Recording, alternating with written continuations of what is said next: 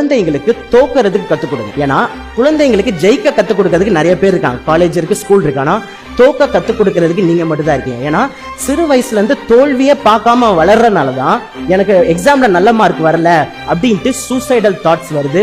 சின்ன சின்ன depression, anxiety எல்லாருமே குழந்தைகள் சூசைடுக்கு போற ரீசனே அவங்க தோக்கவே இல்லை. பேம்பரிங் பண்ணி வளர்க்கறதுனால தோல்வினா அவனுக்கு என்னன்னே தெரியல. அப்போ நீங்க பண்ணக்கூடிய முதல் வேலை அவங்கள தோக்குறதுக்கு கத்துக் கொடுங்க.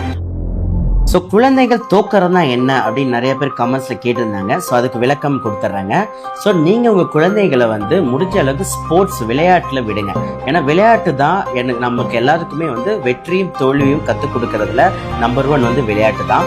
ஸோ சிறு வயதுல இருந்தே அவங்க தோல்விகளை அவங்க எதிர்கொள்ளும் போது அதுக்கு சப்போர்ட்டா உறுதுணையா நீங்க இருக்கிற பட்சத்துல ஃபியூச்சர்ல அவங்க தோல்வி வந்தாலும் கண்டிப்பா அதை எதிர்க்கிற மனப்பான்மை தரும். இதை தான் நான் இந்த வீடியோல பேசியிருக்கேன். அண்ட் இது உங்களுக்கு யூஸ்ஃபுல்லா இருந்ததுன்னு நினைச்சீங்கன்னா உங்களுக்கு தெரிஞ்ச ஃப்ரெண்ட்ஸ் அண்ட் ஃபேமிலிக்கு இந்த வீடியோவை நீங்க ஷேர் பண்ணி விடுங்க.